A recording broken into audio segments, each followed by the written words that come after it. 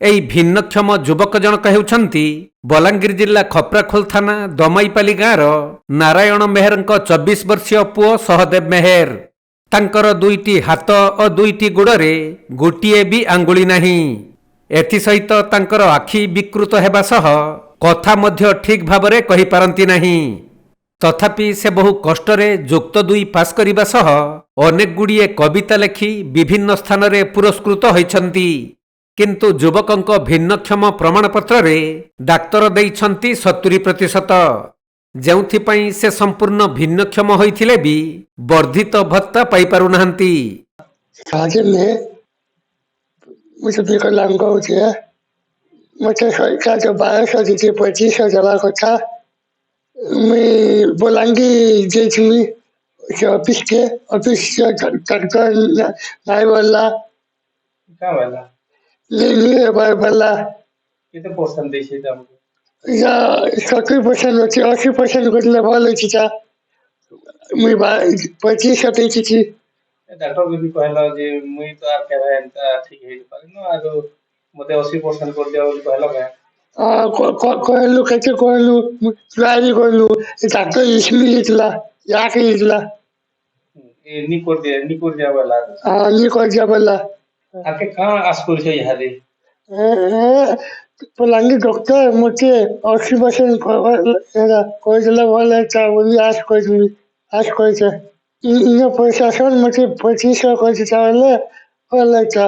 ତେବେ ଯେ କେହି ବି ସହଦେବଙ୍କୁ ଦେଖିବେ ତାଙ୍କ ମନକୁ ପ୍ରଶ୍ନ ଆସିବ ଯେ ଡାକ୍ତର କିପରି ଅନୁଧ୍ୟାନ କରି 70% ଭିନ୍ନକ୍ଷମ ପ୍ରମାଣପତ୍ର ଦେଲେ।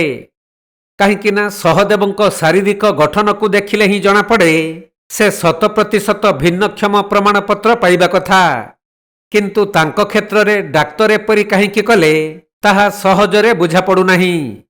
ଏନେଇ ସ୍ଥାନୀୟ ସରପଞ୍ଚ ସଭାପତି ତଥା ସମାଜସେବୀ ସୁଶୀଲ କୁମାର ଗୁରୁ ସହଦେବ କିପରି ସରକାରୀ ଯୋଜନାର ସଠିକ୍ ଲାଭ ପାଇପାରିବେ ସେ ନେଇ ଭିନ୍ନକ୍ଷମମାନଙ୍କୁ ପରୀକ୍ଷା କରୁଥିବା ଡାକ୍ତର ଓ ପ୍ରଶାସନିକ ଅଧିକାରୀଙ୍କୁ ଜଣାଇ ଏହାର ସୁବନ୍ଦୋବସ୍ତ କରିବେ ବୋଲି କହିଛନ୍ତି।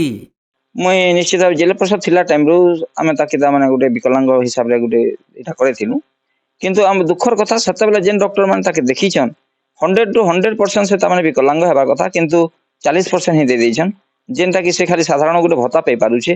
କିନ୍ତୁ ଆଜି ଯେନ୍ ସରକାର କରୁଛେ 80% ନେଇ ହେବାରଲା ପର୍ଯ୍ୟନ୍ତ 3500 ଭତ୍ତା ସେ ନେଇ ପାଇପାରେ। ତ ନିହାତି ଭାବେ ଦୁଃଖ ଲାଗୁଛେ ଯେହେତୁ ତାର ଦୁଇ ଗୋଡ଼ ଆପଣ ମାନେ ତ ନିଜେ ଦେଖିଥିବେ ତାର ଦୁଇ ଗୋଡ଼ ହିଁ ବିକଳାଙ୍ଗ ଅଛି ଦୁଇ ହାତ ବି ବିକଳାଙ୍ଗ ଅଛି ପୁରା 20ଟା ଆଙ୍ଗୁଠି ପୁରା ଲଟକି ଯାଇଛି ଆଉ କଥା ବି ସ୍ପଷ୍ଟ ଭାବେ କହି ନାଇଁ ପାରେ। କିନ୍ତୁ ସେ ଜଣେ ଏତେ ବଢିଆ କଳାକାର ବହୁତ କବି ବହୁତ ଜାଗାରେ ବହୁତ ବଢିଆ ଜିନିଷ ମାନେ ସେ ଲେଖିକରି ଆଜି ତାମାନେ 25 ରୁ 30ଟା ତାମାନେ ବିଭିନ୍ନ ସାର୍ଟିଫିକେଟ ସେ ହାସଲ କରି ପାରିছে। ଏତେ ସୁନ୍ଦର ଉଚ୍ଚ କୋଟିର ତାର ଲେଖା ସେ ମୋବାଇଲ ସାହାଯ୍ୟରେ କେନ୍ତେ କରି ସେ ଟିକେ ଟିକେ ଟିକେ ଟିକେ କରି କରି କେନ୍ତା କରି ଲଟକେଇ କରି ସେ ଲେଖି ପାରୁଛେ। କିନ୍ତୁ କଲମ ଫଲମ ତ ଧରି नहीं पारे तार सत्वे भी सेटाके किसी सरकार प्रोत्साहन नहीं देवा से +2 रू से बिचरा रही गला ताके यदि सहायता करा जथिता निहाती भाबे गुरु उच्च शिक्षा रे से वंचित हे गला निहाती आके जाई पारथिता। तो मैं वर्तमान सरकार के अनुरोध करमी निहाती भाबे ताके 100 to 100% दिया जाऊ जेतु चारि हाथ गोट विकलांग अच्छे एबे तो आमे देखुचु कोस्टल बेल्ट जदि हिता तो 100 to 100% से माने अचीव करि जछन टिके टिके हितला ता माने भी पाई जछन। किंतु पश्चिमांचल 50% लोक जेन माने कि 80% 90% हेबा कथा 40% सीमित रखी करी तांको ता माने इटा अनदेखा करा जाउची। तो निहाती पातर अंतर रहिছে सर निहाती पातर अंतर रहिছে कि भितरिया किछि पैसा पत्र कारबार किछि होतो आगे बोली मैं अनुमान करूछे नेले गुटे हाथ से जणा जदि 80% होउछे आ आंख दिसुचे जणा जदि 100% दे से माने सर्टिफिकेट दे पारुछन पूरा अंध पूराटा के जदि से माने 60% करछन निहाती भाबे ना गुटे बाज विचार रहउछे सर। तो निहाती भाबे हम 2 तारीख ताके नै करी फेर या डॉक्टर को हमें रिक्वेस्ट करमु और निहाती भाबे ताटा 80% के 100 to 1% हेबा मोर कॉन्फिडेंस अछि 101% हेबा। ତେବେ ଭିନ୍ନକ୍ଷମଙ୍କୁ ପରୀକ୍ଷା କରୁଥିବା ଡାକ୍ତର ଓ କିଛି ପ୍ରଶାସନିକ ଅଧିକାରୀଙ୍କ ଅବହେଳା ଯୋଗୁଁ ଯୋଗ୍ୟ ଭିନ୍ନକ୍ଷମ ହିତାଧିକାରୀ ସରକାରଙ୍କ ସଠିକ୍ ଲାଭ ପାଇପାରୁନାହାନ୍ତି। ଏନେଇ ପାଟଣାଗଡ଼ ଉପଜିଲ୍ଲାପାଳଙ୍କ ପ୍ରତିକ୍ରିୟା ନିଆଯିବାରୁ ଯଦି ପ୍ରକୃତରେ ସହଦେବଙ୍କ 2ଟି ହାତ ଓ 2ଟି ଗୋଡ଼ରେ ଆଙ୍ଗୁଳି ନାହିଁ ତାହେଲେ ଏଥିପ୍ରତି ଦୃଷ୍ଟି ଦିଆଯିବ ବୋଲି କହିଛନ୍ତି। ठीक अच्छे से तो 1200 टंका तो भत्ता से पाँच मेडिकल रिपोर्ट पुणी देखा जदि से पाइबा योग्य है ନିଶ୍ଚିତ ଭାବରେ ସେଟା ନେକ୍ସଟ ଯୋଉ ଇଏ ରହୁଛି ସେଥିରେ ପାଇବା ପାଇଁ ତାକୁ ଆମେ ତାଙ୍କୁ ବ୍ୟବସ୍ଥା ନିଶ୍ଚୟ କରିବୁ। ସାର୍ ଯେହେତୁ ସେ ତାର ହାତ ଗୋଡ଼ ସବୁ ମାନେ ଆଙ୍ଗୁଳି ନାହିଁ ତାର, ତ ଆପଣ ଟିକେ ଡକ୍ଟରକୁ ଟିକେ ଇଏ କରିବେ।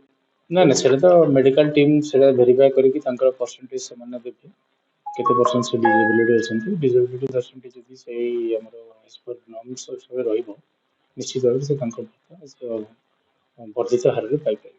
ବଲାଙ୍ଗୀରରୁ ପଲସି ବରିହାଙ୍କ ରିପୋର୍ଟ, କୋଣାର୍କ ଲାଇଭ୍।